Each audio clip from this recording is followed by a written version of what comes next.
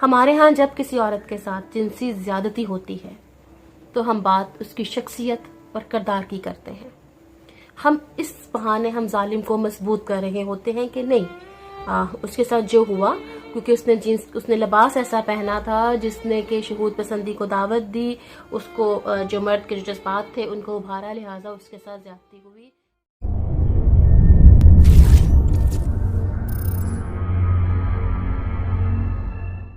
السلام علیکم دوستوں، آج ایک بہت ہی خاص موضوع کے ساتھ میں آپ کے سامنے ہوں. موضوع ہے کہ آخر بے حیائی عورت سے ہی وابستہ کیوں کی جاتی ہے. یہ میرا ایک ایسا موضوع ہے جس پر کہ میں اب تک 2 سے 3 ولاگز اور آرٹیکلز لکھ چکی ہوں اور جو کہ متواتر میرے شائع بھی ہوئے ہیں. ہمارے ہاں جب کسی عورت کے ساتھ جنسی زیادتی ہوتی ہے تو ہم بات اس کی شخصیت اور کردار کی کرتے ہیں. ہم اس بہانے ہم ظالم کو مضبوط کر رہے ہوتے ہیں کہ نہیں اس کے ساتھ جو ہوا کیونکہ اس نے لباس ایسا پہنا تھا جس نے کہ شہود پسندی کو دعوت دی، اس کو جو مرد کے جو جذبات تھے ان کو ابھارا، لہٰذا اس کے ساتھ زیادتی ہوئی. اگر وہ ورکنگ پلیس کے اوپر ہے، ورکنگ وومن ہے اور جو اس کے ساتھ ہوا ہے وہ جائز ہے. ہم لوگوں کے گناہوں کی جسٹیفیکیشنز دیتے ہیں دوسروں کی کمزوریوں کو بنیاد بنا کر. ایک عورت جو گھر سے نکلتی ہے، ورکنگ وومن ہے اور وہ نکلی ہے اپنے گھر سے کام کرنے کے لیے، کمانے کے لیے، اور اگر وہ 10-10 ہزار کے سوٹ افورڈ نہیں کر سکتی، 700-800 روپے کی ایک جینس لیتی ہے، 500 روپے کی ایک شرٹ لیتی ہے اور ایک دوپٹہ لیتی ہے 400-500 روپے کا، یعنی وہ 15 کوشش کرتی ہے کہ ایک جینس کے ساتھ 6-7 شرٹ سلا لے اور یہی ساتھ کچھ ملٹی کلرز کے دوپٹے ہو جائیں اور اس کی لاج رہ جائے، اس کا بھرم رہ جائے. اور اگر اس موقع کے اوپر کسی دوسرے کے انسان کے اندر ایسے جذبات ڈیولپ ہو رہے ہیں تو قصوروار وہ شخص ہے، وہ بچی نہیں. ہمارے ہاں جو بچیاں عزت سے دو وقت کی حلال کمانے کے لیے بھی گھروں سے نکلتی ہیں، ان کے پاس بھی اتنے مسائل، اتنے ان کے حالات نہیں ہوتے کہ وہ 3-10 ہزار روپے کا سوٹ افورڈ کر سکیں. معذرت کے ساتھ، اور جو 11-12-13-1500 کا سوٹ شلوار قمیض کے لیے جو ہم لیتے بھی ہیں وہ دوسری تیسری دھلائی کے اوپر اپنی اوقات دکھا دیتا ہے. وہ سوٹ اتنا کہ رف ہو جاتا ہے کہ پہننے کے قابل ہی نہیں رہتا. تو پھر وہ بہتر یہ سمجھتی ہے کہ میں آرام سے وہ ایک جینس لے اور اس کے اوپر کچھ شرٹس لے لے، اور اس طرح وہ اپنا بھرم رکھنے کی کوشش کرتی ہے جو کہ ہماری سوسائٹی میں ناقابل برداشت ہے. ہم عورت کو حلال کی طرف جانے والے راستوں کی نفی کریں گے. اگر خدا نخواستہ وہ چکلے پر بیٹھے گی تو یہ معاشرہ خوش ہوگا. عورت کو عزت کے ساتھ کمانے کی اپرچونٹیز دینا ریاست کی ذمہ داری ہے. آج کل معاشی حالات اس نہج پر آ چکے ہیں، مہنگائی اتنی زیادہ ہے کہ ایک فیملی کا ایک فرد کمائے اور سب بیٹھ کر کھائے، یہ والا فلسفہ پرانا ہو چکا ہے. اب شاید ایک شخص کی کمائی سے تو مکان کا کرایہ بھی نہیں نکلتا ہوگا. پھر دیگر ہیں، اگر ایک گھر کے اندر ایک فرد بیمار ہے اور اس دوائیوں کا جو ریٹس مارکیٹ کے اندر جو میڈیسنز کے ریٹس ہیں وہ اتنے ہائی ہیں کہ وہ فیملی سمجھ ہی نہیں پاتی کہ ایک بندہ کمائے. تو لہٰذا جو بچے پڑھ لکھ رہے ہوتے ہیں وہ کوشش کرتے ہیں کہ ہم اپنی فیملی کی سپورٹنگ کے اندر آ جائیں اور اپنی فیملی کا ساتھ دیں، بھرپور ساتھ دیں. اور اس ساتھ دینے کے لیے وہ اپنی ذات کی بھی نفی کرتے ہیں. وہ بچیاں ہیں یا بچے، وہ لڑکے ہیں یا لڑکیاں، وہ سب اپنی ذات کی نفی بھی کر رہے ہوتے ہیں کہ نہیں، ہماری جو فیملی ہے اس کو ایک سپورٹنگ ایٹیٹیوڈ چاہیے.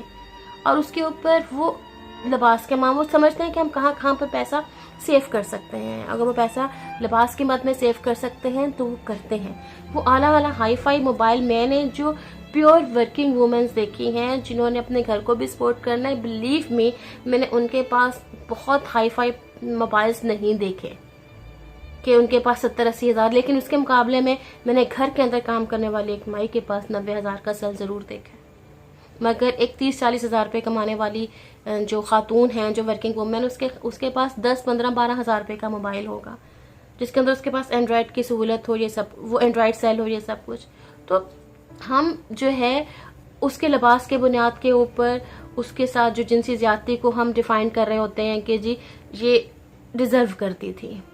اب ایک 3 سال کی بچی جو کہ جنسی زیادتی کا شکار ہوتی ہے، اس نے کون سا ایسا لباس پہنا تھا؟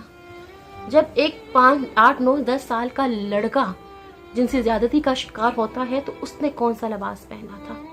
جب تک ہم اپنے معاشرے کی اس سوچ کی تربیت نہیں کریں گے، ہم اپنے معاشرے کو یہ چیز باور نہیں کروا دیتے کہ خناس کا تعلق لباس سے نہیں ہے، شر کا تعلق عورت بچے کی لباس سے نہیں ہے، بلکہ یہ ایک شہود پرستی ایک فرد کی یا چند افراد کی ذاتی دماغی ہے، ذاتی اور دماغی کمزوری ہے، اور جس کا شکار جو ہے وہ اتنا زیادہ وقت شکار ڈھونڈنے میں لگ جاتے ہیں۔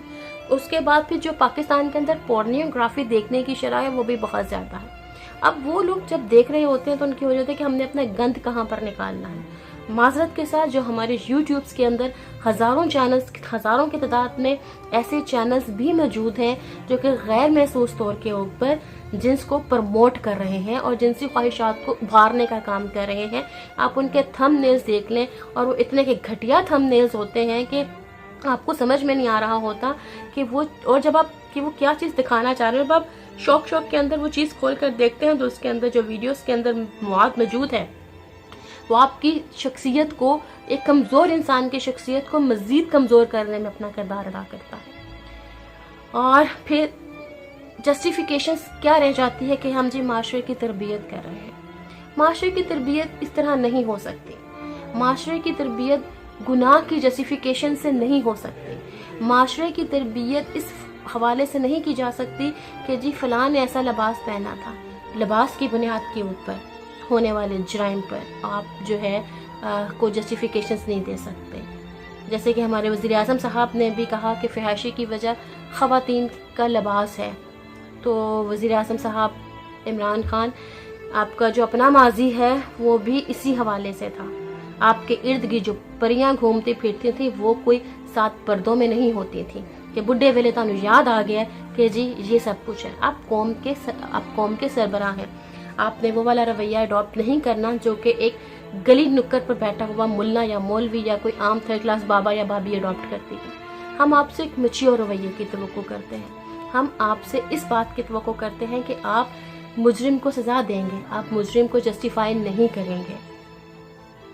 لہٰذا کوشش یہ ہونی چاہیے کہ جب ایسے جرائم ہمارے سامنے آئیں تو ہم ان کو جسٹیفائی کرنے کی بجائے مجرم کو جو ہے کیفر کردار تک پہنچائیں۔ ہم اس مظلوم عورت کی کردار کشی نہ کریں۔ ہمارے ہاں اول جب ایک عورت ظلم کا شکار ہوتی ہے وہ اس کے اوپر ایک physical torture, mental torture, spiritual torture, ہر طرح کا ٹارچر ہو گیا، اس کے بعد آپ اس کے لیے اس کو اس فیس سے نکالنے کی بجائے اسی کو مجرم بنا رہے ہیں۔ لہٰذا ہونا تو یہ چاہیے کہ ریاست اس معاملے کے اندر اپنا مثبت کردار ادا کرے اور جنسی جرائم کے حوالے سے لوگوں کا جو ایک ایٹیچیوڈ بن چکا ہے کہ ہاں جی کہ وہ لباس ایسا پہنتی ہیں، خواتین کا لباس یہ ہے، سب کچھ وہ ہے، یہ وہ، تو اس چیز کی بجائے وہ اس چیز کا فیصلہ کریں اور چیز کو دیکھیں کہ نہیں ایسا نہیں ہے۔ ہم پیشاب کو پیشاب سے نہیں دھو سکتے، لہذا ہم گناہ کو گناہ سے نہیں دھو سکتے، ہم غلطی کو غلطی سے نہیں دھو سکتے۔ غلطیاں سدھارنے کے لیے ہوتی ہیں، گناہوں کی توبہ استغفار کیا جاتا ہے اور جرم کی سزا دی جاتی ہے۔ اور جرم کی سزا یہی ہے کہ جو کہ آپ کا آئین اور آپ کا قانون آپ کو کہے گا۔ بدقسمتی سے ہمارے ہاں ریپ کا جو مجرم ہے اس کو پہلے سزا دی جائے گی 14 سال، یعنی اسے ایک طبی عمر جینے کی اجازت دی جائے گی۔ اس دوران اس کے پاس اپیل کرنے کا رائٹ ہوگا، اور اگر اس کی اور 80 to 90% بلکہ 99% اپیل منظور بھی ہو جاتی ہے، اور جو انصاف ہے وہ کہیں بہت گہری نیند سو رہا ہوتا ہے۔ آئیں ہم مل کر ان باتوں کو اب ان پر بات کرنا ضروری ہو چکا ہے، کیونکہ ہم سب غیر محسوس طور پر داؤ پر لگے ہوئے ہیں۔ جب آپ داؤ پر لگ جائیں تو پھر بقا کی جنگ ضروری ہوتی ہے۔ آئیں ہم اپنی بہنوں اور اپنی بیٹیوں کو اس جبر کا نشانہ بننے والی ہر بچی کی آواز بننے کی کوشش کریں۔ ہم انہیں اس چیز کو باور کروائیں تمہارے ساتھ جو ہوا وہ اس دوسرے شخص کی ذہنی بیماری، ذہنی خناس، اس کی اپنی شہود پسندی تھی، تمہارا اس میں کردار نہیں تھا۔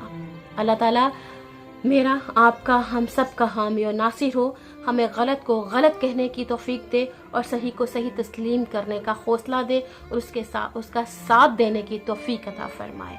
آمین ثم آمین۔